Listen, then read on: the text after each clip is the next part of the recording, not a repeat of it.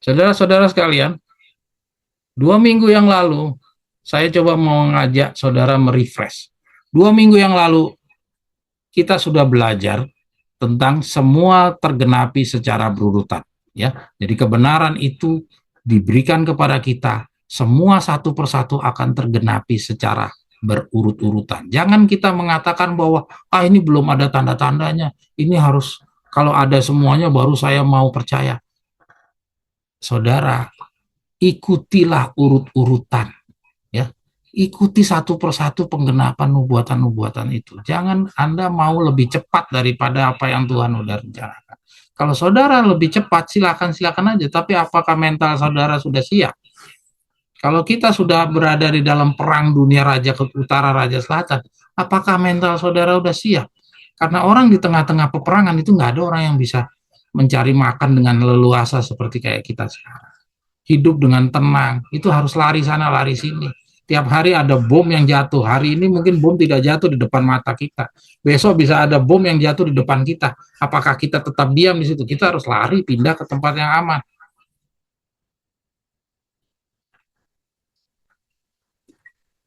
Oke, itu tentang urut-urutan. Yang kedua, karena boleh kita ke daftarnya lagi tadi. Nah, di dalam yang kedua ini, kemarin kita sudah sama-sama bahas tentang time setting, ya. Dan kita sudah temukan bahwa time setting itu ternyata memang ada dua kedatangan. Dan kedua-duanya harus kita terima dan harus kita anut, ya. Jadi tidak ada satu pernyataan Nyonya White digunakan untuk merusak pernyataan yang lainnya. Ya, kita sudah paham. Yang menggunakan satu pernyataan merusak pernyataan yang lain, jelas itu bukan roh yang memimpin Nyonya White waktu menulis, dan Victor Hutef waktu menulis dan menjelaskan kepada kita.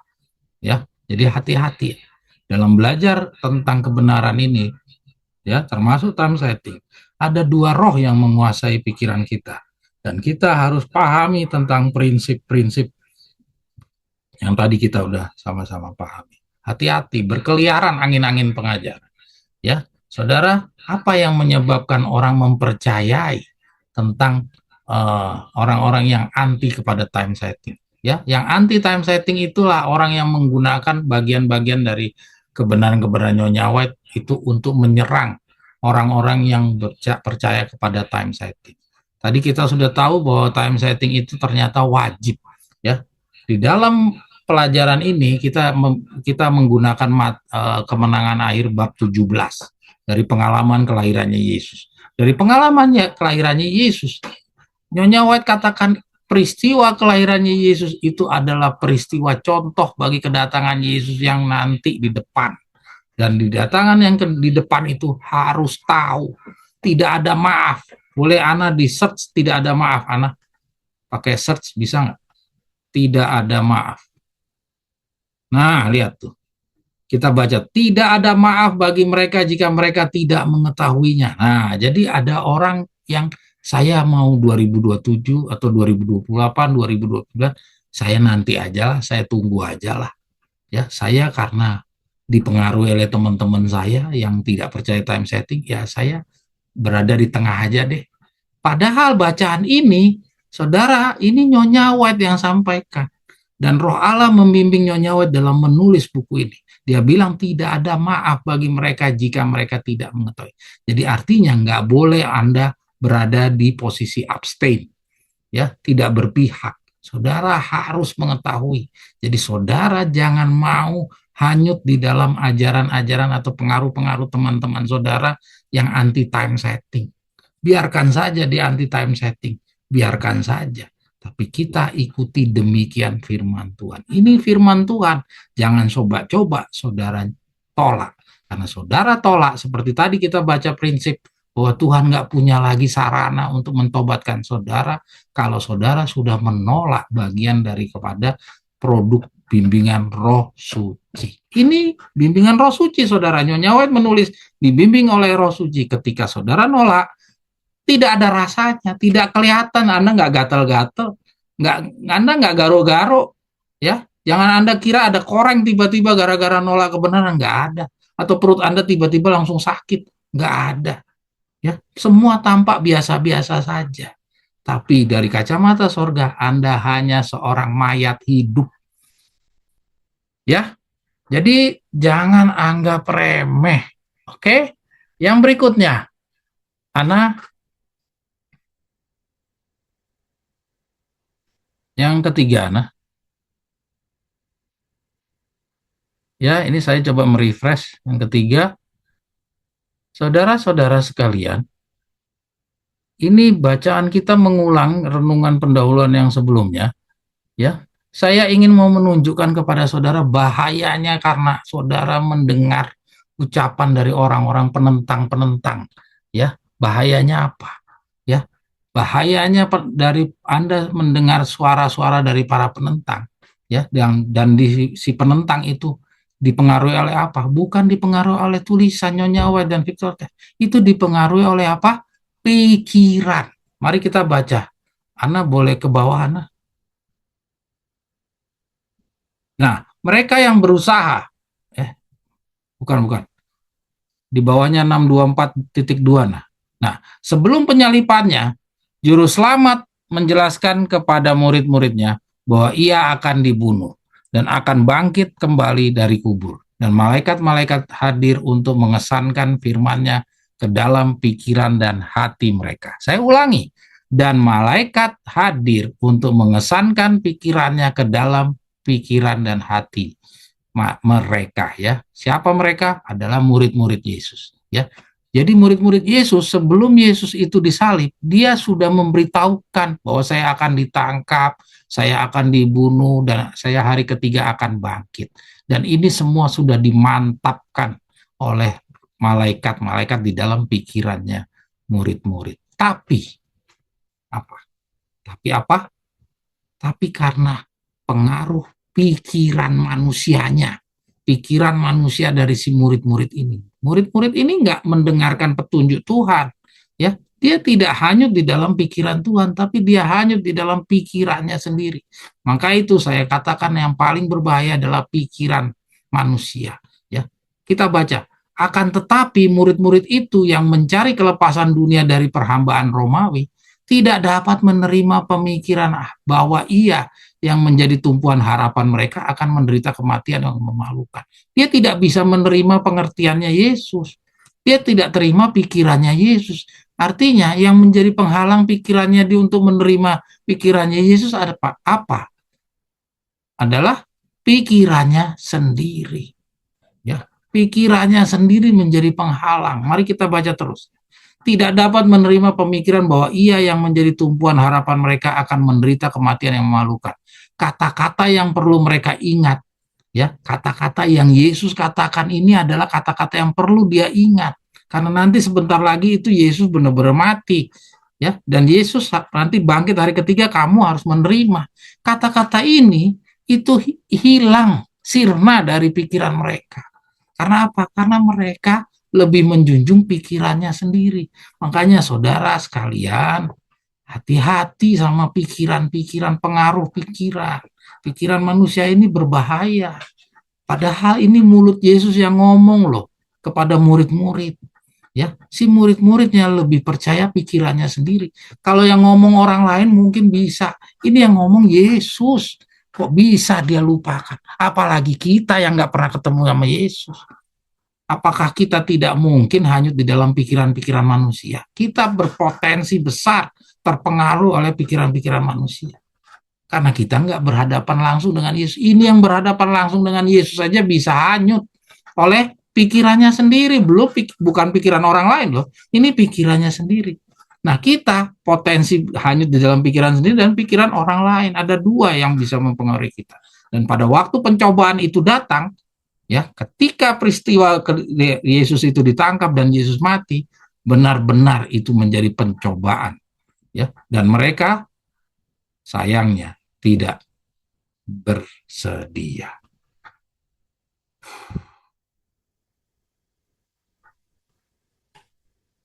Kita baca di bawah, peristiwa-peristiwa yang berhubungan dengan tertutupnya masa pencobaan dan pekerjaan persediaan, masa kesukaran disajikan dengan jelas. Jadi udah sangat jelas, tapi karena mereka lebih condong mempercayai pikirannya sendiri, sehingga seakan-akan itu tidak pernah nyampe tuh.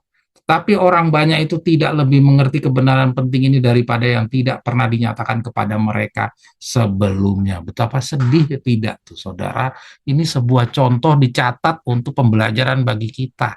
Setan bersiap terus untuk merampas setiap kesan. Tuh, hati-hati. Jadi setiap kesan yang disampaikan oleh Yesus itu dirampas sama setan. Sehingga tetap bertahan itu pikiran manusianya ada di dalam murid-muridnya Yesus. Ya, ini harus saudara renungkan. Sekarang saya coba mau ngajak saudara kepada Ana. Boleh kita keluar dari situ, Ana?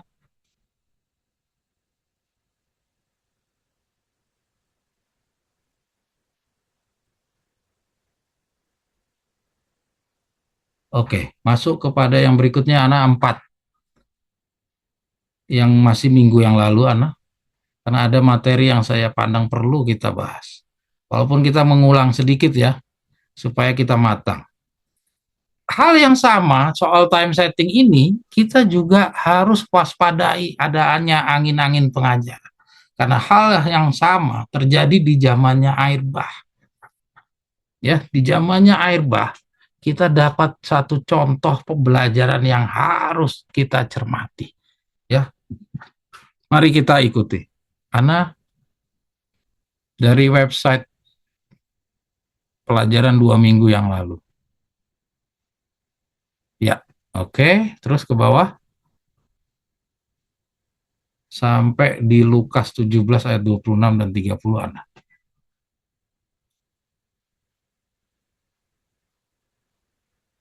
Di bawahnya 93. Oke, sampai di situ yang warna merah. Nah, ya. Kita baca yang dihitamkan dan yang merah. Dengan segala filsafat yang dibanggakannya itu, ya. Kita coba baca sama-sama. Dengan segala filsafat yang dibanggakannya, ya, itu manusia dengan terlambat mendapati bahwa kebijaksanaan mereka itu adalah satu kebodohan. Jadi kita ingat di zaman air bah, orang-orang tuh percaya sama para petinggi-petinggi. Dia menggunakan filsafat-filsafat menilai bahwa tidak akan pernah ada air bah. Ya, nah pikiran-pikiran manusia itu dijunjung tinggi, lebih tinggi daripada pikiran Tuhan yang disampaikan melalui Nabi Nuh. Orang-orang percaya apa yang disampaikan oleh para petinggi-petinggi dengan menggunakan pengetahuan filsafat. Ya, nah pada saat air bah itu benar-benar terjadi, barulah kata-kata ini tergenapi. Dengan segala filsafat yang dibanggakannya itu, manusia dengan terlambat mendapati bahwa kebijaksanaan mereka itu adalah satu kebodohan. Ya, ini peristiwa yang sama, ini dijadikan contoh dan contoh saingan bagi time setting. Ya, sebagaimana yang berlaku pada zaman Nuh, begitu pula akan berlaku pada zaman anak manusia akan dinyatakan. Nah, anak manusia yang akan dinyatakan itu pada kedatangan yang mana? Kan kita udah tahu ada dua kedatangan. Kedatangan yang tiba-tiba dan kedatangan yang semua mata memandang. Yang mana? Yang dikatakan dicontoh saingankan dengan kedatangannya tentang air bah itu adalah kedatangan yang tetapi hari Tuhan itu akan tiba kelak seperti pencuri. Ya, jadi artinya peristiwa seperti yang ini terjadi di zamanmu itu terjadi pada saat kedatangan Yesus yang tiba-tiba. Jadi hati-hati saudara, kalau saudara masih mau dipengaruhi oleh pikiran-pikiran manusia sehingga Anda menolak time setting, jangan Anda salahkan Nyonya White. Anda salahkan diri Anda sendiri. Jangan sampai pengalaman air bah ini terjadi bagi saudara. Ya, baru ketika benar-benar waktunya tergenapi 2027, ya karena saudara tadinya ragu, menolak atau mengabaikan atau menunggu-nunggu nanti peristiwa itu terjadi, ya jangan sampai baru kebodohan saudara rasakan ketika waktunya sudah tiba. Seperti yang dikatakan di dalam bacaan ini. Segala filsafat yang dibanggakannya itu, manusia dengan terlambat mendapati bahwa kebijaksanaan mereka itu adalah satu kebodohan. Jangan sampai hal tersebut terjadi. Oke, kira-kira mungkin itu ya yang kita bisa refresh dari 2 minggu yang lalu. Ana, saya ingin ngajak Ana dan semua saudara masuk ke dalam materi pembelajaran kita. Itu tadi kita refresh, ya. Materi pembelajaran kita adalah poin yang ketiga, anak. Ya, masuk ke poin yang ketiga, anak. Kita loncat-loncat aja, anak. Saudara-saudara, kita semua sudah tahu tentang time setting, ya. Saudara mungkin, Saudara Martin mungkin sudah pernah juga dengar bahwa kita menjunjung tinggi time setting, dan time setting yang kita tahu adalah time setting 2027. Jadi kalau ada orang yang ragu dengan 2027, ya dia bilang mungkin waktu masih lebih lama, bisa 2027, 28, 29, atau bahkan masih 500 tahun lagi atau 5.000 tahun lagi, ya. Kelompoknya Waco Texas kan anti time setting, jadi dia nggak mau mencanangkan 2028, 2029, atau tahun berapa, bisa 500 tahun atau 5.000 tahun lagi di depan. Nah, kalau misalkan kita benar-benar tidak tahu waktunya, ya kita nggak tahu waktunya, kira-kira ada petunjuk Nyonya White berikut ini, kira-kira kita kapan kita bisa tahu bahwa kata-kata ini kapan harus diterapkan. Kalau kita nggak tahu waktunya, maka kata-kata ini tidak akan pernah dilaksanakan, ya. Dan kita benar-benar hilang, tidak mengetahui sama sekali ini mau diterapkan pada saat Nyonya White hidupkah atau kapankah. Kita tidak akan pernah bisa tahu tuntutan Tuhan melalui tulisan Nyonya White ini kapan diterapkan. Mari kita baca sama-sama. Bahayanya kalau kita tidak mengetahui time setting, akhirnya bacaan ini tidak pernah kita laksanakan, kita abaikan. Mari kita baca. Karena waktunya singkat, maka kita harus bekerja dengan rajin. Dan dengan tenaga berlipat ganda, anak-anak kita mungkin tidak sempat lagi memasuki perguruan tinggi. Kalau kita nggak tahu waktunya, kita nggak punya time setting, kira-kira kata-kata ini mau diterapkan kapan? Ya, kalau kita nggak tahu, mungkin kita kira ya di tahun waktu Nyonya White sampaikan ini, di tahun 1872. Ya, kalau orang nggak tahu time setting, maka orang akan mengira, wah, pada saat kebenaran ini disampaikan, maka kebenaran ini langsung mengikat. Itu teori hukum adalah begitu.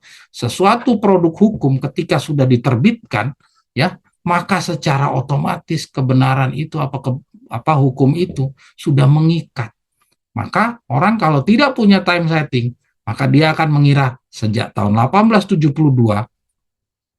pernyataan Nyonya White ini harus langsung diterapkan. Kalau langsung diterapkan, mungkinkah ada bapak kita, ada ibu kita? Mari kita baca lebih lanjut. Sungguh tidaklah bijaksana untuk mempunyai anak sekarang ini. Waktunya singkat. Bahaya akhir zaman sudah datang menimpa kita. Dan anak-anak kecil kebanyakan akan binasa sebelum ini. Ini ditulis tahun 1876. Yang tadi tahun 1872. Kalau orang menilai karena dia nggak tahu time setting, maka secara teori hukum tadi, ketika hukum itu telah dirilis, diterbitkan, maka sudah menjadi hukum positif yang mengikat. Maka kalau orang nggak punya time setting, maka mengira sejak tahun 1876 ini harus diterapkan. Dan kalau dia laksanakan, maka tidak akan ada kita lahir pada hari ini. Karena bapak kita pun lahirnya tahun 1930-an. Kayak John Terry Nate 1934 kalau nggak salah. Ya. Nah, John Terry Nate hidup lahir di atas 1876. Artinya, kalau orang tuanya John Terry Nate itu melaksanakan tuntutan Nyonya White ini, maka dia tidak pernah kawin. Dia tidak pernah lahir. Ya, kita baca lagi yang di bawah juga nanti tidak pernah kawin. Dengan umur dunia sekarang ini, sementara babak-babak sejarah dunia segera berakhir dan kita memasuki masa kesusahan yang tidak pernah terjadi sebelumnya, maka makin sedikit ikatan pernikahan diadakan akan lebih baik bagi semua orang, laki-laki maupun perempuan. 1885. Jadi jelas John Terry Nate pun tidak lahir. Ya, jadi kalau John Terry Nate tidak lahir, maka saya juga tidak lahir. Ya, dan Omeki misalnya juga belum tidak lahir, maka orang tuanya Omeki tidak juga menikah, maka Omeki pun juga tidak lahir. Oke, kita lanjut. Kita harus paham namanya hukum positif itu setelah diterbitkan itu langsung mengikat, ya. Padahal tidak demikian. Makanya time setting itu jangan dianggap nggak penting. Itu time setting itu penting. Oke, lanjut yang di bawah ya, nah.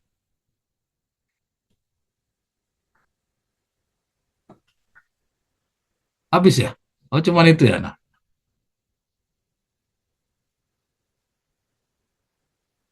Oh, cuma itu ya. Oke, oke.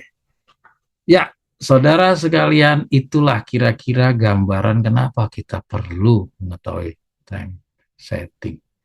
Ya, oke. Sekarang saya mau ngajak saudara untuk membaca poin 9, Ana. Nomor 9. Saya mau ngajak saudara semuanya, ayo mengeluarkan pikiran saudara.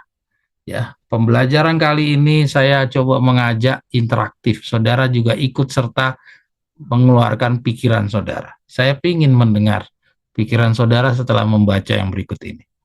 Ya, silakan saudara. Ana yang ke-9, Ana. Ya, ini tulisan Nyonya White dari buku MKA. Saya lupa nih MKA-nya apa ya. Judulnya apa ini? Keluarga Advent. Apa itu? M itu membina keluarga Membina Advent. kehidupan abadi. Oh, membina kehidupan abadi. Sorry. Ya. Nah, ini judulnya uang. Bayangin, judulnya uang. Saya ingin ajak saudara semua bereaksi terhadap bacaan ini. Saya mau lihat saudara bagaimana membaca sebuah tulisan dari petunjuk Nyonya White. Ya, jelas-jelas ini adalah firman Tuhan. Produk dari Roh Suci yang tadi kita katakan bacaan dari renungan pendahuluan, produk Roh Suci tidak boleh ditolak. Kalau ditolak, Tuhan tidak mempunyai sarana lagi untuk berkomunikasi dengan kita. Mari kita baca baik-baik. Ya, kita baca yang dihitamkan saja. Uang kita bukannya diberikan kepada kita agar kita dapat menghormati dan memuliakan diri kita sendiri. Ya, jadi lihat, uang kita bukannya diberikan kepada kita agar kita dapat menghormati dan memuliakan diri kita sendiri. Sebagai penata layan yang setia, kita harus menggunakannya demi kehormatan dan kemuliaan Allah. Mungkin orang semua menganggap bahwa kewajiban kita kepada Tuhan dan hak Tuhan hanya perpuluhan. Di luar dari perpuluhan itu semuanya kita bebas untuk menggunakannya. Kita kira demikian selama ini, ya. Tapi bacaan ini tidak demikian. Bacaan ini mengatakan bahwa uang kita, ya, uang kita di sini bukan hanya perpuluhan, tapi semua uang kita bukannya diberikan kepada kita agar kita dapat menghormati dan memuliakan diri kita sendiri. Sebagai penata layan yang setia, kita harus menggunakannya demi kehormatan dan kemuliaan Allah. Ya, jadi berbeda sekali dengan pandangan kita selama ini. Oke, kita baca lebih lanjut. Ada orang yang mengira bahwa hanya sebagian saja dari uangnya milik Tuhan. Nah, ini kita selama ini mengira begitu, ya. Mengira bahwa perpuluhan saja yang menjadi milik Tuhan. Sisanya kita baca terus.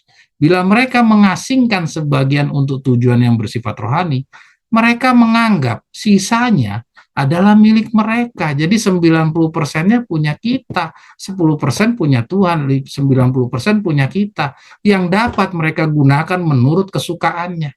Tetapi mereka salah berbuat seperti ini. Segala sesuatu yang kita miliki adalah milik Tuhan dan bertanggung jawab kepadanya atas penggunaannya. Silahkan Anda ada yang mau komentar? Silahkan, saya ingin mau dengar dari saudara. Reaksi saudara menggambarkan bagaimana cara belajar saudara. Reaksi dari kita ini menggambarkan bagaimana kita menyikapi sesuatu kebenaran dibukakan kepada kita. Saudara nggak usah sungkan-sungkan, sampaikan aja karena kita semua pada dasarnya sama. Kita nggak usah malu, kita sama pada dasarnya. Ketika bacaan ini ditampilkan kepada kita, kita rata-rata defensif. Iya tidak, saya mau tanya sama saudara. Atau saudara langsung, oh ya memang ini punya Tuhan. Atau saudara langsung, enggak, waduh kok begini ya, kok ternyata begini, waduh. Nah itu artinya sikap defensif. Saya mau lihat dari reaksi saudara sekalian. Boleh anak kegeser ke bawah dulu, yang hitamnya lagi anak kita baca. Ya, sambil menunggu siapa yang akan mau bereaksi untuk memberikan pandangannya terhadap bacaan ini. Iya, kalau saya punya pandangan ada ini. Oke, silakan. Kalau kita di sini itu korban pagi petang itu kita ada punya punya punya nasar pergumulan, artinya kita punya uang yang kita bawakan setiap korban pagi dan petang itu. Nah, kita apa punya nasar, seperti kalau di BPM itu ada nasar-nasar, di uang nasar gitu. Jadi kita pernah baca itu, Ana Nyonya White boleh sambil digeser, Ana, sambil kita dengerin Romel. menurut yang kita baca itu, Ellen G. White mengatakan bahwa apabila kita datang kepada Tuhan tidak boleh dengan tangan hampa, artinya tidak boleh tangan kosong. Jadi kita bawa nasar pergumulan. Jadi Oke. itu Terus Ana kita geser lagi sampai yang hitamnya aja, Ana. Terus kita lanjut, buat Romel. buat buat pergumulan. Jadi seperti kita punya masalah, kita ingin apa, kita punya nasar Geser lagi, pergumulan. Ana. Di samping korban pagi dan petang. Jadi seperti kita berpuasa, kita seperti menginginkan sesuatu, minta kepada Tuhan, itu kita punya pergumulan. Oke, terima kasih, Bung Romel. Boleh di-cut ya, saya cut ya. Bung Iya, Romel tidak menjawab pertanyaan saya, Bung Romel. iya. Jadi Pertanyaan itu saya bukan itu, kita Bung Romel. Pertanyaan kita saya, apakah saudara, respon saudara ketika dikatakan seluruh uang Anda adalah punya Tuhan dan dikatakan kalau ada yang menggunakannya untuk kepentingan sendiri, ini sudah sesuatu kesalahan. Apa reaksi saudara? Itulah yang jadi saya tanya. jadi Ya, seperti itulah ya kita sebentar, Bung gunakan, Romel, kita tapi selesaikan dulu bacaan, Bung ya, Romel. Ya, ya. kita baca bacaan kita selesaikan dulu. Tinggal sedikit, Bung Romel. Kekayaan yang ditimbun bukan saja menjadi sia-sia, tetapi merupakan suatu kutuk. Dalam kehidupan ini, itu merupakan suatu jerat kepada jiwa, menjauhkan perhatian dari harta sorga. Oke, kita lanjut, Ana, ke bawah lagi, Ana. Sampai yang warna dikuningkan atau dimerahkan ya. Tetapi Kristus tidak mengizinkan penggunaan uang dengan boros atau teledor. Saya termasuk orang yang berdosa terhadap hal ini. Ya, saya kira punya Tuhan hanya yang 10%, 90% ternyata juga disalahkan.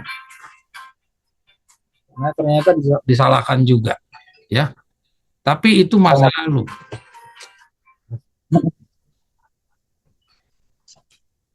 Oke, kita lanjut.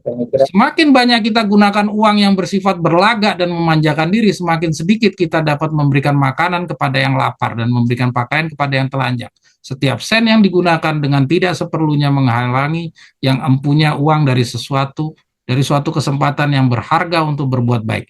Itu berarti merampok Allah dari kehormatan dan kemuliaan yang harus mengalir kembali kepada Dia melalui pengembangan tabiat talenta-talenta yang dipercayakannya itu.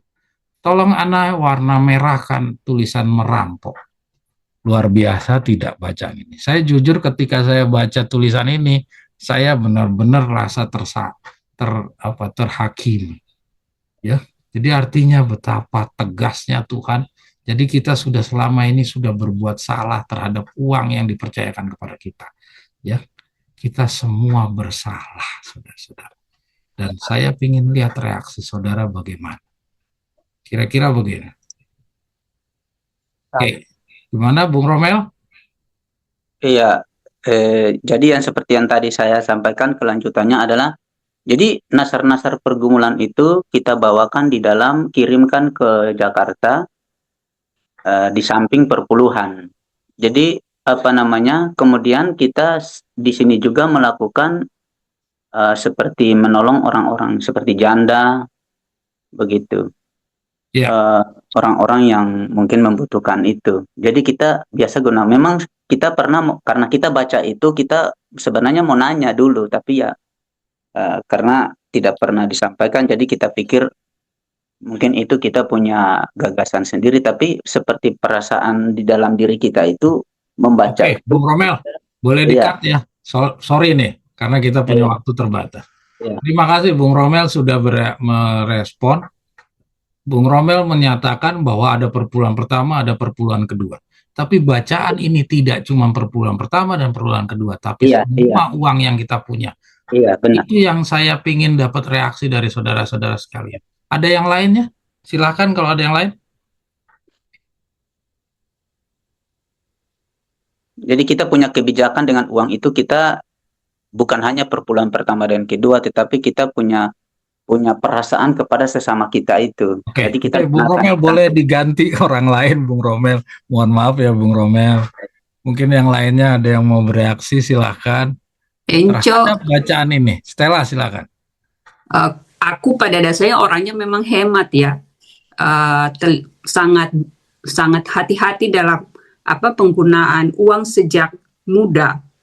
Tapi satu hal yang aku lihat dari belajar ya, kita belajar sampai sekarang kita tahu bahwa posisi kita sudah semakin dekat. Uang yang dimiliki itu buat aku pribadi, meskipun aku bukan tipe orang yang foya-foya, tapi itu ada perasaan nyaman. Ternyata uang itu membuat perasaan nyaman. Nah, kenyamanan ini itu sebenarnya dosa.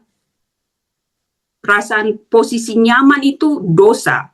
Karena kita menjadi bukan tidak bergantung sama Tuhan ya, tidak secara tidak langsung tidak, tapi itu mempersulit diri sendiri. Karena sudah terbiasa dengan nyaman ya, pikiran yang nyaman itu mau keluar dari kenyamanan itu membuat keputusan sesuatu yang kita belajar sekarang harus begini dan begitu itu sulit. Ya, karena faktor uang. Stella, mohon maaf aku potong karena waktu. Terima kasih Bung Romel, terima kasih Stella. Mungkin saya coba bereaksi. Saya contohkan tentang reaksi daripada kita ketika kita membaca sebuah petunjuk yang bertentangan dengan kebiasaan kita. Reaksi kita biasanya apa? Reaksi kita biasanya adalah, ini Nyonya White terlalu berlebihan. Nyonya White terlalu berlebihan. Masa kita nggak boleh gunakan uang pribadi kita, hasil keringat kita untuk kesenangan kita? Kan kita sudah memberikan Tuhan bagiannya 10%. Ini reaksi yang pada umumnya orang begini. Ya, ini saya coba mewakilkan kepada kita semua. Rata-rata ketika sesuatu petunjuk Nyonya White diberikan kepada kita, bertentangan dengan kebiasaan kita atau berlawanan dengan apa yang kita ingini, biasanya kita cari-cari alasan.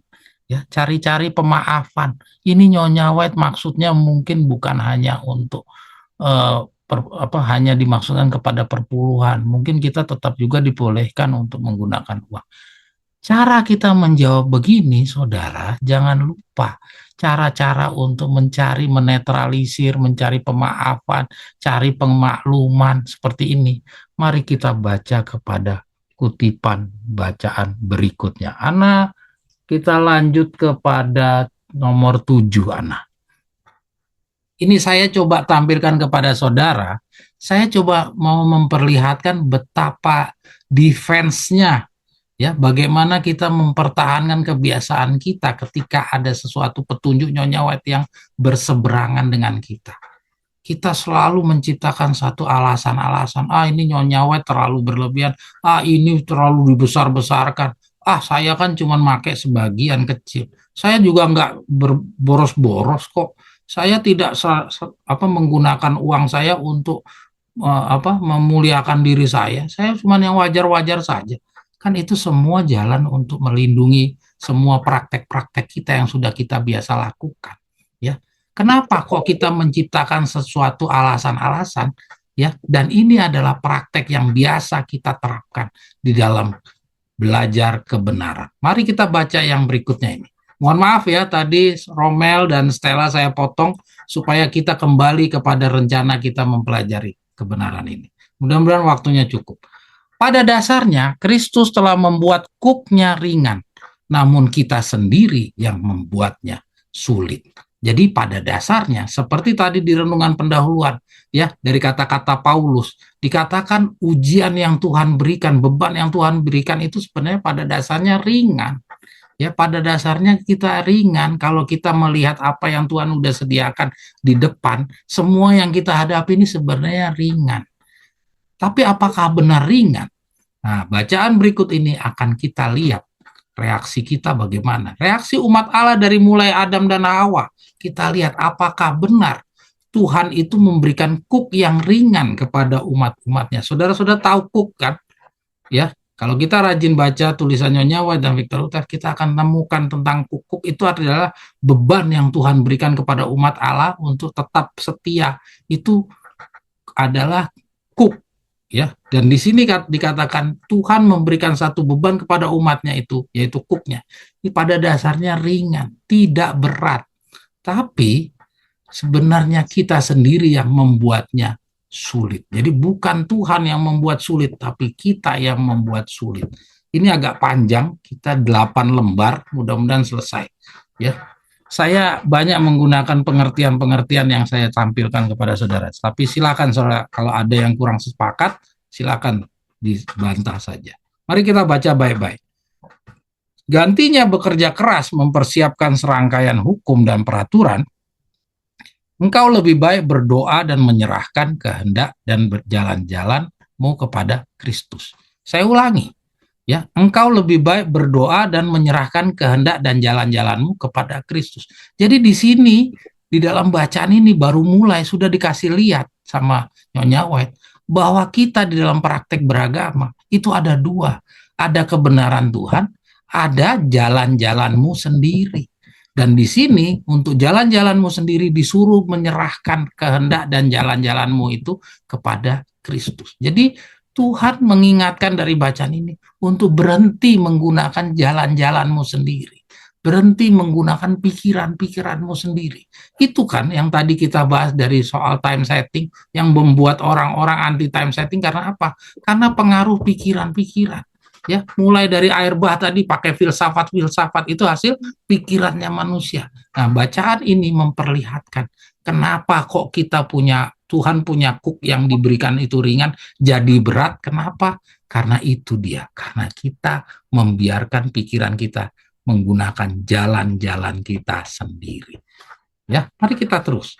Kita tidak senang engkau menyulitkan dia tidak senang engkau menyulitkan hal-hal yang telah dibuatnya mudah. Ya, jadi Tuhan tuh tidak senang hal yang dibuatnya mudah, tapi kita bikin susah.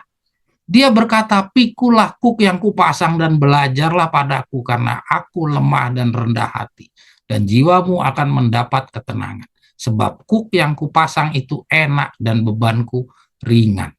Ya, kita lanjut, tidak usah kita baca lebih lanjut ya. Nasihat bagi para pendeta dan pelayan Injil, rekan sekerja Allah, halaman 185. Jadi sebenarnya Tuhan itu memberikan beban yang ringan, tapi kita sendiri yang menciptakannya berat. Dengan demikian pertanyaan kita sekarang adalah, lalu mengapa segala tuntutan Tuhan menjadi sedemikian berat bagi umat Allah? Bahkan hampir semua umat Allah dari segala zaman kok begitu beratnya? Katanya ringan, tapi kok dari segala zaman, segala umat Allah kok berat? Jawabannya dapat kita dapatkan antara lain. Ya, jawaban yang dapat kita dapatkan antara lain. Bagaimana mempertahankan integritas? Saya lupa, ini Stella kayak yang postingnya. Beberapa orang menganggap dosa itu amat remeh, sehingga mereka tidak memiliki pertahanan terhadap kegemarannya atau akibatnya. Jadi karena kita memandang dosa itu ringan, remeh, ya kita nggak punya pertahanan terhadap kegemarannya atau akibatnya. Ya, jadi yang inilah yang bikin dosa itu akhirnya masuk ke dalam diri kita, jadi menjadi beban bagi kita. Ketika ada beban atau ada kuk yang Tuhan berikan, itu menjadi tambah berat karena kita punya dosa yang sudah kita terima di dalam diri, karena kita remehin itu dosa itu. Ya, kita terus. Jika saja sejenak pun Anda merasa Allah akan memperlakukan dosa dengan cara yang ringan atau membuat sesuatu ketentuan atau pengecualian supaya Anda dapat terus melakukan dosa, dan jika tidak mendapatkan hukuman dari berbuat demikian, maka Anda berada dalam tipuan iblis yang mengerikan. Kita banyak sekali memandang remeh, ngomongin orang, ya, segala sesuatu yang misalkan kita korupsi kecil-kecilan, nggak apa-apa lah, cuman begini aja. Misalnya jatah orang kita rebut lah apa sedikit, cuman begini aja, atau kita markup sedikit di dalam satu proses-proses, ya misalkan kita berbisnis atau apa, kita anggap itu sesuatu yang nggak apa-apa, cuman begini. Padahal kita sudah berada di dalam tipuan iblis yang mengerikan. Ya, jadi ini semua yang menciptakan beban Tuhan itu jadi berat. Sebenarnya tadinya ringan, tapi jadi berat karena kita punya masalah dengan diri kita. Ya, oke, kita lanjut. Ya, lanjut, Ana. Kita baca yang hitam-hitam aja. Ingat bahwa penggodaan itu bukanlah dosa. Ya, penggodaan itu bukan dosa. Ingatlah bahwa betapapun menggodanya sesuatu keadaan di mana seseorang ditempatkan, tidak ada yang benar-benar dapat melemahkan jiwanya selama ia tidak menyerah pada godaan, namun mempertahankan integritasnya. Faktanya tidak, kita tidak bisa mempertahankan diri. Kita selalu banyak tergoda dengan lingkungan kita. Kita selalu hanyut di dalam pergaulan, hanyut di dalam pembicaraan-pembicaraan. Kita selalu tidak mau berbeda dengan orang-orang sekitar kita. Apalagi kita berbisnis, sekolah, bersosialisasi. Kita mau sama seperti mereka. Kita tidak mau terlihat berbeda. Kita hanya mau berbeda hanya dalam makan, dalam pembicaraan tidak. Dalam selera kita sama mereka. Ya, karena kita tidak mau dijauhi oleh pergaulan. Kita mau bergaul sama mereka, apalagi kita mau berbisnis. Kita tidak mau dikalahkan bisnis kita karena kita berbeda. Kita mau sama dengan mereka. Jadi kalau kita sama, maka ini dia. Tidak ada yang benar-benar dapat melemahkan jiwa selama ia tidak menyerah pada godaan, namun mempertahankan integritas. Ya, jadi artinya kita berada. Ingat bahwa penggodaan itu bukanlah dosa, jadi kita hanyut di dalam dosa. Kepentingan-kepentingan yang paling vital bagimu secara individu berada dalam penjagaan sendiri. Nah, jadi kalau penjagaan kita sudah loyo seperti tadi karena kita nggak mau berbeda dengan lingkungan, maka kita otomatis sudah masuk di dalam penggodaan. Tidak seorang pun bisa merusaknya tanpa persetujuanmu. Semua pasukan iblis tidak bisa melukaimu kecuali Anda membuka hati kepada panah-panah iblis.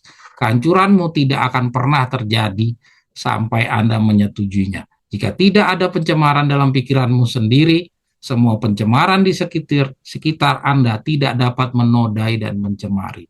Seandainya kita bisa menjaga diri kita, mungkin kita nggak perlu dikasih nasihat untuk pindah, meninggalkan pergaulan, ya, pindah ke tempat yang terpencil. Berpisahlah kamu, jangan menjamah barang yang najis. Kalau kita bisa benar-benar mampu menjaga diri, mungkin tidak ada nasihat seperti itu. Tapi Tuhan lebih mengenal kita daripada diri kita. Karena Tuhan yang menciptakan kita. Kita tidak akan mungkin lebih mengenal diri kita daripada Tuhan. Maka karena Tuhan mengenal kita itu lemah, maka Tuhan melalui Nyonya Wat kasih nasihat, berpisahlah kamu, jangan bergaul, ya. Jangan berpisahlah, pindahlah ke tempat yang jauh, ya, dari lingkungan, ya. Jangan lagi menjamah barang yang najis. Jika tidak ada pencemaran dalam pikiranmu tuh. Jadi pikiran kita ini yang kita sampai hari ini nggak jujur menjaganya. Bahwa lebih baik kehilangan segala sesuatu daripada terpisah dari hukum Allah. Prinsip ini nggak ada di dalam diri kita. Rata-rata prinsip kita lebih baik kita takut kehilangan uang daripada kehilangan keselamatan. Saya mau tanya dari antara Anda semua yang hadir pada dalam Zoom ini. Adakah Anda lebih khawatir tentang keselamatan? Ataukah Anda lebih khawatir kehilangan uang? Secara jujur, rata-rata kita takut kehilangan uang daripada kehilangan keselamatan. Kehilangan hukum Allah. Kita lebih rela kehilangan hukum Allah daripada kehilangan uang. Terbukti ketika kita disuruh meninggalkan pekerjaan, semuanya banyak yang responnya menolak. Itu Nyonya terlalu berlebihan dan segala macam. Ya, kenapa? Mereka nggak sadar bahwa dia lebih menghargai uang daripada hukum Allah. Dia lebih rela untuk kehilangan hukum Allah daripada kehilangan uang. Jangan lupa, saudara, inilah diri kita. Diri kita sampai detik ini masih begitu, saudara. Mari kita lanjut. Catatan ulasan. Berikut catatan-catatan Alkitab dari kejatuhan dan kebinasaan oleh kebodohan menggunakan pikiran sendiri. Akhirnya jadi membuat kuk yang Tuhan pasang menjadi berat. Nah, kita belajar dari contoh. Ya, tadi kita sudah dapat gambaran bahwa kuk yang Tuhan berikan adalah pada dasarnya ringan, tapi diri kita sendiri melalui pikiran-pikiran bodohnya kita yang membuat kuk itu menjadi berat. Ini adalah contoh-contoh yang kita bisa lihat dari orang-orang di masa lalu yang membuat kuknya Tuhan itu jadi berat. Ya, yang pertama kita lihat mulai dari kejatuhan Hawa dalam dosa yang sebenarnya, ia tahu hal itu tidak perlu terjadi. Ya, jadi Hawa jadi susah gara-gara dia ciptakan sendiri, ya, kuk yang berat bagi dirinya. Padahal sebenarnya Tuhan tidak menciptakan dia jatuh di dalam dosa. Yang berikutnya, Kain mempersembahkan korban berbeda dari yang Tuhan minta. Ini adalah contoh-contoh, ya. Jadi Kain itu bikin masalah bagi dirinya sendiri. Ya, jadi akhirnya menjadi sulit itu untuk bisa mau bangun menjadi umat yang benar itu jadi sulit. Orang-orang di zaman air bah menolak kemurahan Tuhan untuk masuk bahtera tanpa syarat apapun. Jadi Tuhan sebenarnya sudah memberikan syarat yang sangat mudah tinggal masuk, tapi yang bikin sulit adalah mereka-mereka sendiri. Lot memisahkan diri dari Abraham, ia memilih hidup dekat dan bahkan masuk ke dalam kota Sodom dan Gomora. Seandainya Lot itu tidak menciptakan susahnya sendiri, ya, itu Lot itu dengan mudahnya dia bisa hidup bersama-sama dengan Abraham, tidak perlu harus menjadi orang yang kehilangan istrinya, kehilangan anaknya, dan kehilangan semua hartanya. Ya. Kemudian juga istri Lot kehilangan nyawanya walaupun ia sudah berhasil bersama Lot keluar dari kota Sodom dan Gomora. Ini kebodohan-kebodohan atas pikirannya sendiri. Ya. Esau yang paham bahwa budaya bangsanya menjunjung tinggi hak kesulungan, tapi ia harus kehilangan karena meremehkannya. Jadi coba Tuhan sudah memberikan hak kesulungan itu kepada Esau, tapi Esau sendiri yang menciptakan kebodohan bagi dirinya sendiri. Hal yang mempengaruhi anak-anak Yakub membuang ke sumur dan menjual Yusuf. Ya, jadi anak-anak Yakub itu membuat dirinya jadi sulit karena dia menciptakan sendiri jalannya. Hal yang membuat Musa membunuh prajurit Mesir. Ini juga. Seharusnya Musa itu kalau dia tidak membunuh Mesir, dia nggak perlu repot-repot pakai harus ada pendidikan 40 tahun.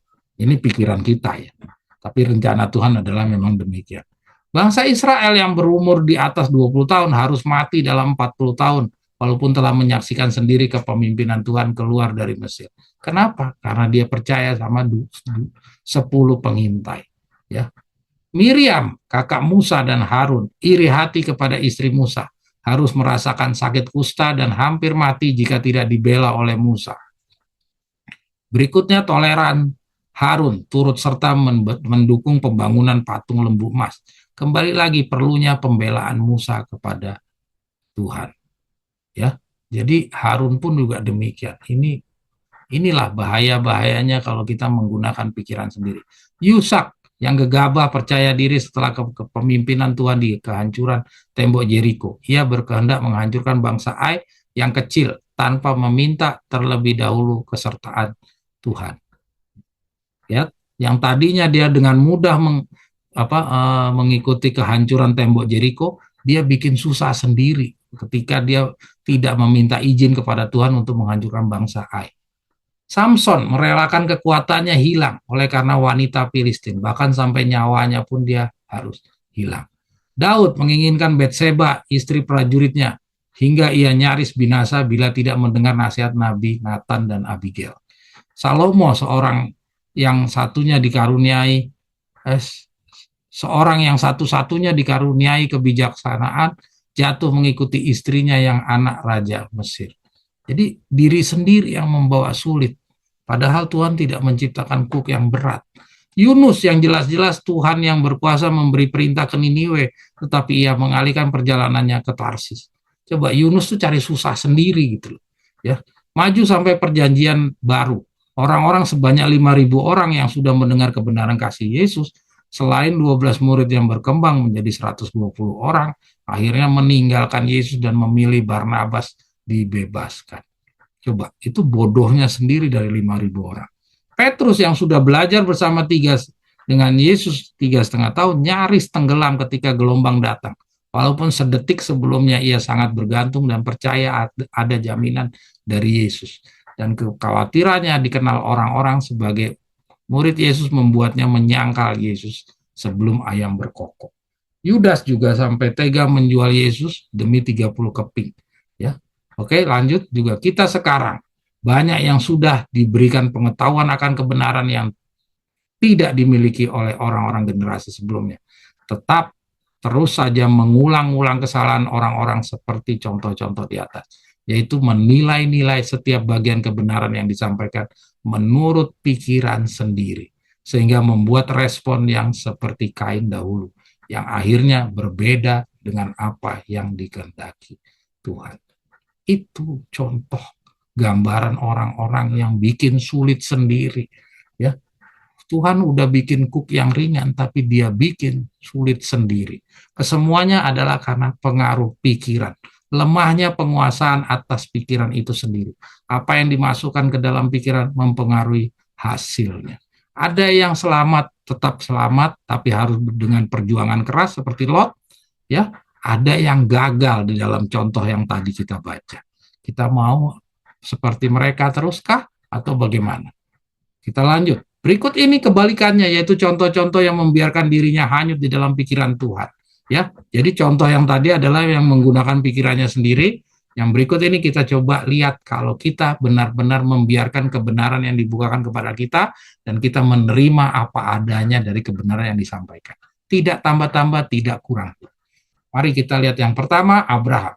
Sama sekali tidak bertanya-tanya tentang tempat yang ia disuruh datang dan tinggal. Ishak, anak Abraham, tidak ada sedikit pun ketakutan atau usaha melarikan diri ketika ia tahu bahwa ia yang menjadi korban Abraham dalam perintah Tuhan, atas perintah Tuhan. Yusuf, yang walaupun anak yang dimanja oleh Yakub dapat tahan dan kuat, tidak bersungut-sungut menghadapi siksaan dan ancaman perjalanan hidupnya yang sama sekali ia tidak ketahui masa depan kelangsungan hidupnya. Daniel dengan sangat istimewa dapat kuat dan tenang menghadapi ancaman dapur api dan kandang singa. Lot, ya, Lot ini punya dua pengalaman. Lot walaupun awalnya ia bagian dari orang yang menggunakan pikirannya sendiri, namun setelah kelepasannya dari kota Sodom dan Gomora, ia sadar dan mampu memahami hidup dalam penyerahan kepada Tuhan di dalam gua bersama binatang buas di kehancuran kota Soar. Sementara kedua anaknya tidak memanfaatkan pelajaran kehancuran kota Sodom dan Gomora. Musa dengan berbagai tuduhan yang diarahkan kepadanya oleh bangsa Israel pada setiap persungutan atas peristiwa-peristiwa ujian Tuhan. Musa tetap bertahan.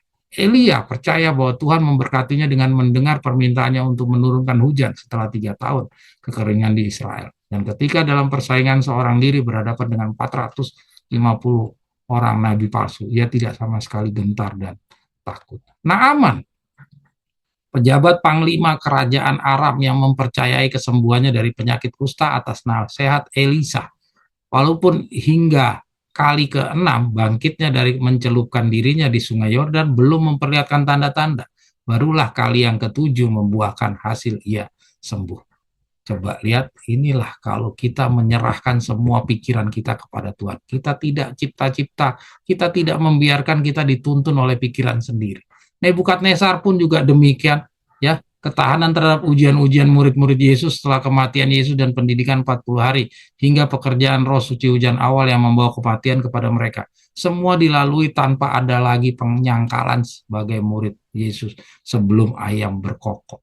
Jadi murid-murid Yesus pun juga setelah lewati 40 hari dia sudah sama sekali membiarkan semua pikiran Tuhan yang ada di dalam perjalanan hidupnya. Tidak lagi mencampur adukkan dengan pikiran manusianya. Demikian juga 7 reformator dapat kuat bertahan, mulai dari Luther yang harus mengalami aniaya dan mati syahid, dan terakhir Victor Hutef yang diperlakukan berbeda dengan Ellen G. White oleh orang Advent dari awal kemunculannya seorang diri sama seperti Elia dahulu hingga meninggalnya tahun 1955. Tidak ada satupun pengakuan, penghormatan, penerimaan dari orang-orang yang berkedudukan di dalam sidang Laodikia. Semuanya mereka jalani dengan keikhlasan, tidak dengan bersungut-sungut seperti bangsa Israel dahulu.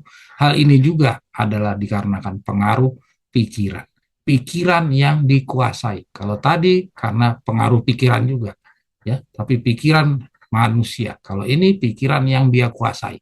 Dari contoh-contoh kedua ini, walaupun mereka harus melewati drama-dramanya sendiri, namun tampak kuk yang Tuhan pasangkan bagi mereka, karena mereka sepenuhnya bergantung kepada Tuhan, terlihat lebih ringan daripada contoh-contoh yang sebelumnya. Ya tidak.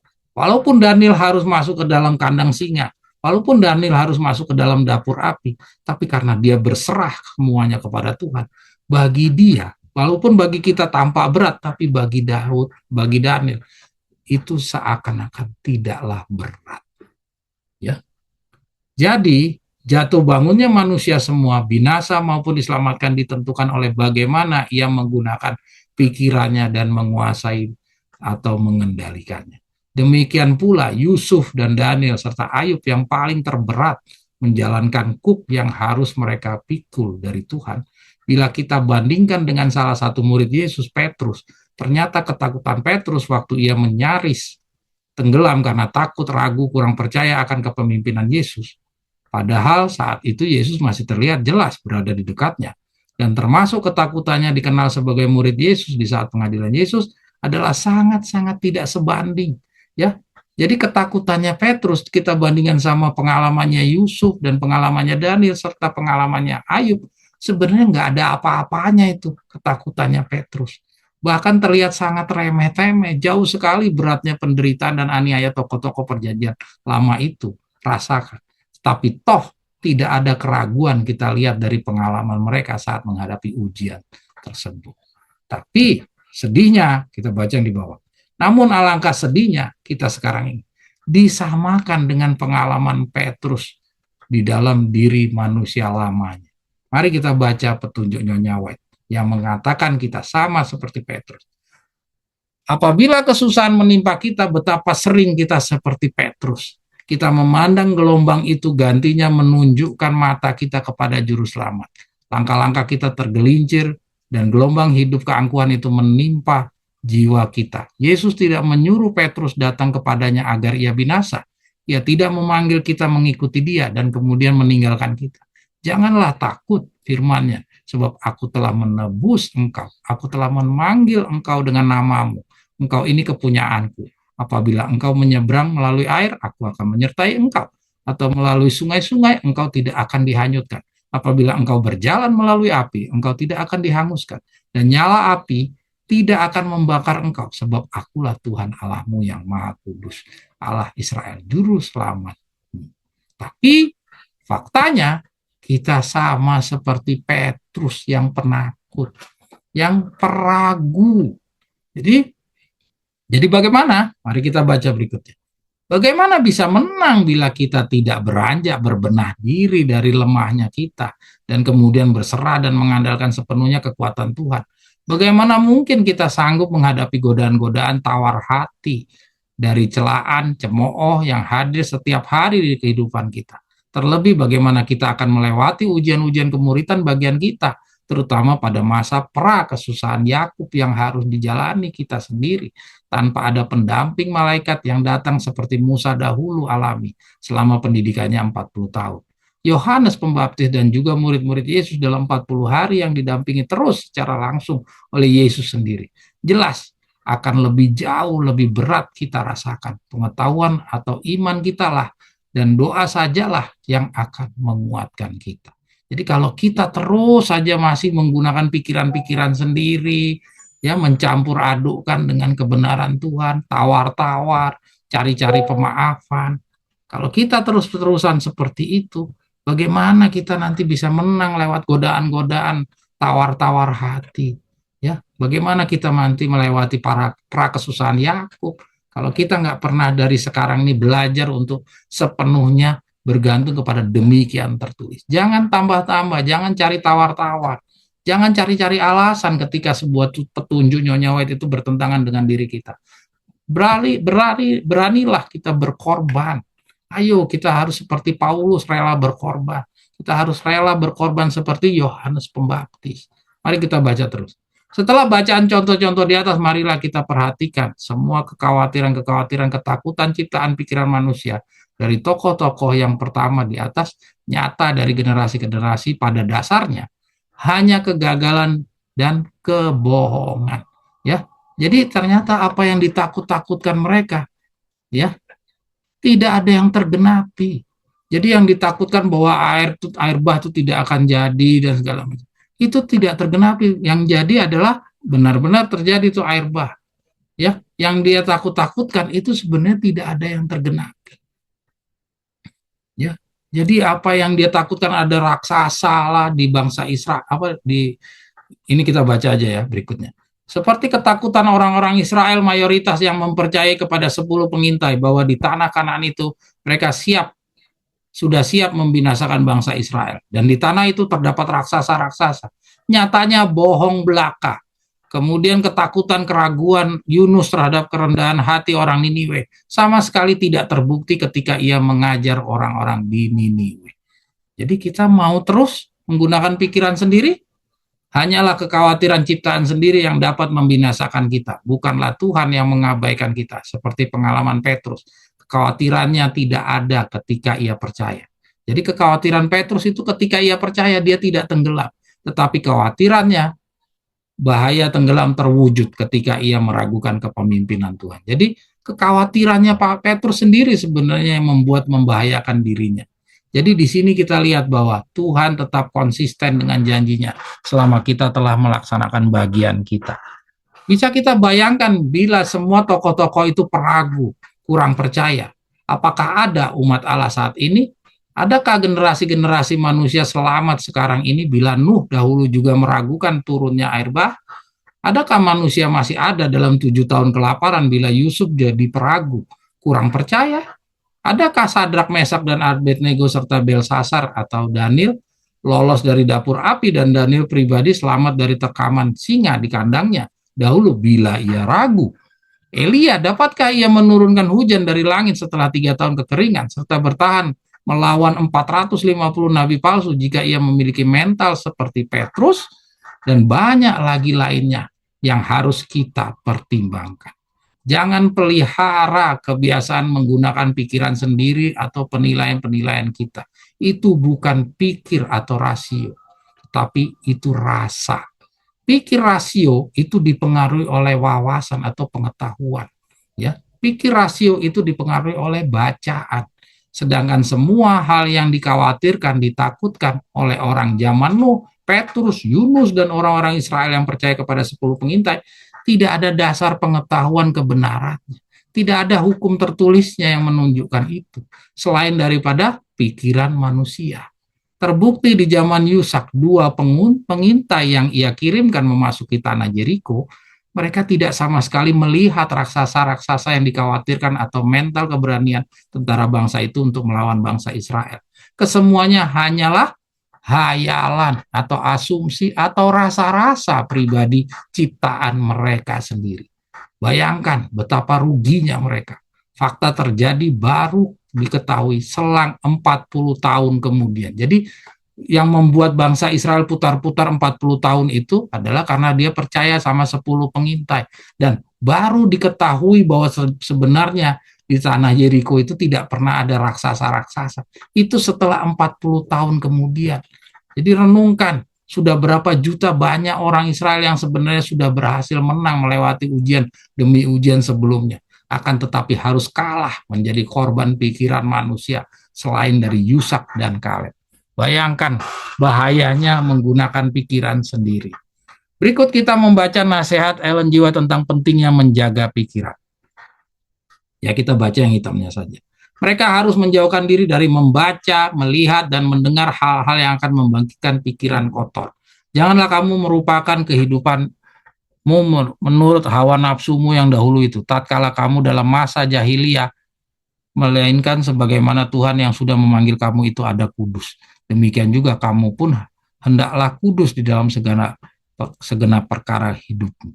Paulus berkata, barang apa yang benar, barang apa yang indah, barang apa yang adil, barang apa yang suci, barang apa yang molek, barang apa yang kedengaran baik, jikalau ada sesuatu kebaikan dan jikalau ada sesuatu kepujian, itulah yang hendaknya kamu pikirkan. Jangan hal-hal yang aneh-aneh. Ya.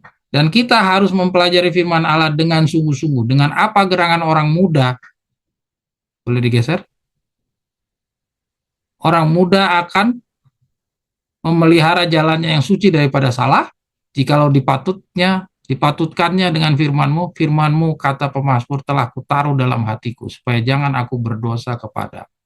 Tubuh kita terdiri dari apa yang kita makan dan minum, maka sebagaimana yang dengan perkara jasmani, demikian pula dengan perkara rohani, yakni apa yang kita pikir-pikirkan itulah yang memberikan corak dan kekuatan rohani kita.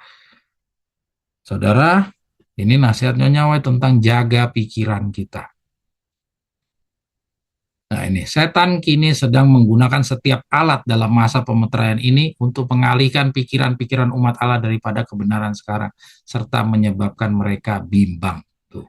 Ini nasihat Nyonya White jangan diabaikan, jangan diremehkan. Ya, jadi hati-hati tuh nasihat Nyonya White tentang jaga pikiran. Ya, jadi akibat kita nggak jaga pikiran, jadilah kayak tadi. Tapi bukan kita saja sebenarnya yang sudah seperti itu. Dari Adam dan Hawa pun juga sudah membiarkan pikirannya itu dirusak oleh pengaruh-pengaruh. Ya. Sebagai penutup pembelajaran, berikut penyebab pikiran kita tidak berubah dan terus-menerus melemahkan iman kita. Tulisannya yang berikut memberikan gambaran. Ya. Jadi kenapa pikiran kita tuh tidak berubah-ubah dan terus-menerus lemah adalah karena ini. Mari kita baca. Peraturan upacara baptisan dan perjamuan Tuhan adalah dua tiang besar yang sebuah di luar dan yang lainnya di dalam sidang. Pada kedua peraturan upacara ini, Kristus telah mengukirkan nama Allah yang besar. Apa hubungannya dengan baptisan? Ya, apa hubungannya yang membuat pikiran kita sampai hari ini kok masih rusak juga? Kok apa hubungannya dengan baptisan? Mari kita baca terus. Oke, Kristus telah membuat baptisan menjadi tanda masuk kerajaan kerohaniannya. Ini telah dibuat menjadi persyaratan yang pasti dengan mana semua orang harus mengikutinya dan seterusnya. Baptisan adalah suatu penolakan terhadap dunia yang sangat bersungguh-sungguh dan seterusnya. Kita baca saja yang bagian bawah. Ya. Oh ya, yang di bagian yang ini yang kita mau baca. Baptisan adalah suatu penolakan terhadap dunia yang sangat bersungguh-sungguh. Mereka yang dibaptis dalam 3 rangkap nama Bapa, Anak, dan Roh Suci pada permulaan mereka memasuki kehidupan kekristenan mengatakan di depan umum bahwa mereka telah meninggalkan pelayanan iblis dan telah menjadi anggota dari keluarga kerajaan, yaitu anak Allah, anak-anak dari Raja Samawi. Ya, di depan umum mereka memproklamirkan demikian. Ya, mereka telah mematuhi perintah yang berbunyi, keluarlah dari antara mereka itu dan berpisahlah kamu. Janganlah menjamah barang yang keji. Maka kepada mereka akan digenapi janji yang berbunyi, aku akan menerima kamu dan akan menjadi bapamu bagimu dan kamu akan menjadi putra putriku. Demikianlah firman Tuhan seruah sekalian Allah. Jadi saudara lihat, kenapa kok kita ini tidak bisa menjaga pikiran kita. Kita sampai hari ini masih terus dibikin susah sama pikiran kita. Sehingga kita merasakan kuk Tuhan itu betapa beratnya. Ternyata dari bacaan ini, ternyata kita sudah buat salah dari sejak kita dibaptis. Harusnya setelah dibaptis, kita itu langsung keluarlah dari antara mereka dan berpisahlah kamu. Janganlah kamu menjamah barang yang najis, yang keji. Maka kepada mereka akan digenapi janji yang berbunyi, aku akan menerima kamu, aku akan menjadi bapakmu, dan kamu akan menjadi putra putriku. Demikian firman Tuhan. Kita ternyata selama ini baptisan kita belum lengkap. Jadi ini salah satu yang membuat kita tuh sulit menjadikan kuk Allah itu menjadi berat itu karena ini dia. Seandainya kita waktu setelah baptis itu langsung kita tegas, konsisten, kita meninggalkan kehidupan kita yang sehari-hari dan berpisahlah kamu dan tidak menjamah barang yang keji, maka dari saat itu Tuhan sudah akan jagakan kita. Apapun godaan seperti tadi kita baca, kalau kita bisa mampu mengendalikan pikiran kita, apapun mau godaan yang kayak apapun itu tidak akan bisa menguasai kita. Tapi faktanya kita kalah terus. Karena apa? Karena kita belum benar-benar jalankan tuntutan tentang baptisan. Baptisan kita belum pada sempurna. Kita benar-benar rata-rata sudah dibaptis. Tapi pada dasarnya baptisan kita belum lengkap. Pelaksanaan kita dari segi baptisan baru sebagian.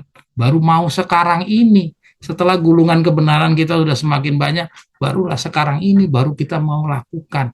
Keluar dari antara mereka, berpisahlah kamu, dan jangan lagi menjamah barang yang najis. Ini baru mau kita lakukan sekarang. Tapi alangkah sedihnya, banyak di antara kita masih tawar-tawar juga. Masih cari pemaafan-pemaafan, tidak mau berpisah, tidak mau berhenti, tidak mau pindah. Semua jadi alasan-alasan. Kalau begitu, bagaimana mau buat cooknya Tuhan itu ringan? Kalau terus-terusan kita pertahankan demikian, kira-kira demikianlah pembelajaran kita. Oke, sudah dapat kan poinnya, jawabannya kenapa cooknya Tuhan itu betapa berat dari zaman ke zaman. Kenapa? Karena kita membiarkan pikiran kita yang mengatur semua tuntutan-tuntutan kebenaran Tuhan diberikan kepada kita. Kita terjemahkan dulu, kita interpretasi dulu ke dalam pikiran kita dengan pengertian-pengertian terbatas kita. Dan sampai hari ini, setiap tuntutan-tuntutan yang Tuhan berikan, selalu kita interpretasi dulu di dalam pengertian kita. Sehingga banyak orang yang akhirnya menolak time setting, ya, ada yang menolak Victor Hutek, ada bahkan yang menolak Nyonya White. Kenapa? Karena dia membiasakan semua pikirannya dia yang mengendalikan dirinya. Bukan dia yang mengendalikan pikiran. Mari saudara, kita bangun, kita rubah cara berpikir kita. Kita sudah berada di dalam kelas yang paling terakhir, di kelas yang 40 hari.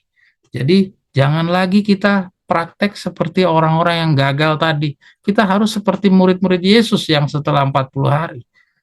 Iya benar, murid-murid Yesus di periode yang sebelumnya, benar, periode 3,5 tahun, mereka masih kayak orang-orang pada umumnya. Ya, masih menilai-nilai dengan pikiran-pikirannya sendiri.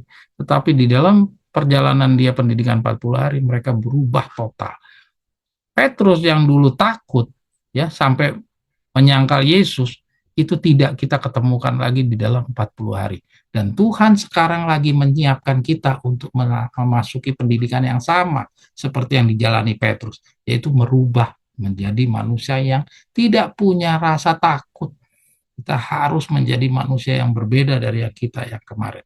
Yang dulu menggunakan pikiran sendiri, kita sekarang menggunakan pikiran yang Tuhan karuniakan kepada kita. Jadi tidak ada lagi kata-kata tawar-tawar, maaf-maaf, semuanya kita laksanakan. Sebagaimana Yohanes Pembaptis.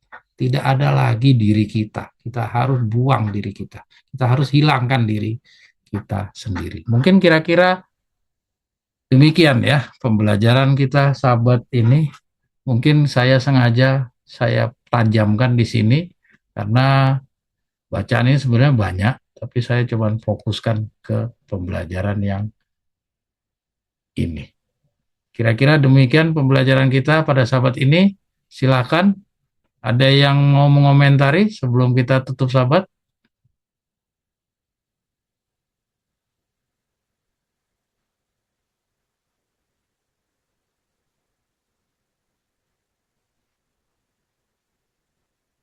Oke, mungkin kita baca yang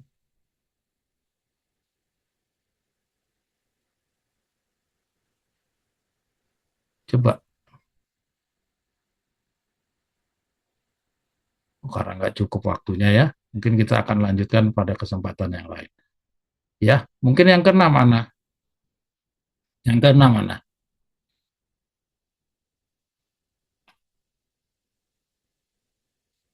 Coba kita baca yang keenam untuk sebagai penutup ya. Oke, saudara-saudara, mari kita baca baik-baik bacaan ini. Ini bacaan tadi sudah saya introkan pada saat kita memulai bicara dengan saudara Martin. Mari kita baca. Mereka yang lebih tua akan digantikan oleh mereka yang lebih muda. Inilah yang akan mengisi 144.000. Jadi kalau kita terus saja menggunakan pikiran kita sendiri, ya sama sebagaimana contoh tadi orang-orang yang perjuangannya harus berat, bahkan banyak yang gagal, binasa. Kalau kita terus-terusan menggunakan cara yang seperti itu, ya, maka jangan heran kalau pengalaman bangsa Israel ini tergenapi di dalam pengalaman kita. Mari kita baca baik-baik. Akhirnya Bani Israel yang merdeka itu tiba di perbatasan tanah perjanjian. Dan walaupun mereka telah menyaksikan mukjizat yang besar bersama itu, namun mereka belum percaya bahwa Allah dapat mengambil tanah itu bagi mereka. Mereka telah menyaksikan bahwa ia mampu untuk melepaskan mereka dari tempat-tempat pembuatan batu bata milik Firaun, mengantarkan mereka tanpa basa melalui laut, membinasakan musuh-musuh mereka, memberikan kepada mereka makanan dan air di padang belantara, di mana di sana tidak ada yang untuk dimakan. Namun mereka belum percaya bahwa ia mampu mengambil tanah itu baginya dan bahwa ia dapat saja menyelesaikan apa yang sudah dimulainya.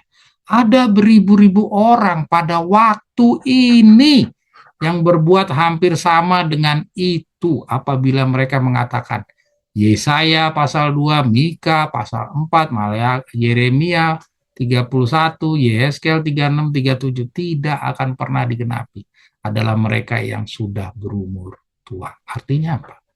Artinya ada orang-orang yang sama seperti orang-orang di zaman Israel yang menilai-nilai pakai pikirannya sendiri. Dia katakan bahwa Yesaya pasal 2, Mika pasal 4, Yeremia pasal 31, Yeskel 36 dan 37 itu tidak akan pernah tergenapi. Padahal apa? Iya tidak akan tergenapi. Baca di mana? Ada nggak petunjuk yang demikian? Tidak ada. Kalau begitu dari mana? Dari pikirannya dia sendiri. Siapa yang berpikir demikian? Adalah mereka yang sudah berumur tua. Yaitu orang yang seharusnya mengetahui lebih baik yang telah memulai menggulingkan bola jatuh ke lembah kebinasaan. Orang-orang muda tentunya sudah harus menyuarakan persungutan para orang tua mereka, tetapi Tuhan tidak mempertanggungjawabkan itu kepada mereka. Dan untuk menyelamatkan orang-orang muda, Allah telah menguburkan semua orang tua yang bersungut itu, terkecuali 2 orang yang setia yang percaya, yang telah membantah terhadap laporan jahat dari 10 pengintai. Lihatkan saudara, bahwa setiap orang dewasa yang telah meninggalkan Mesir, terkecuali Yusak dan Kaleb, sudah harus dikubur lebih dahulu sebelum anak-anak muda itu dapat menyeberangi sungai Yordan. Mengapa?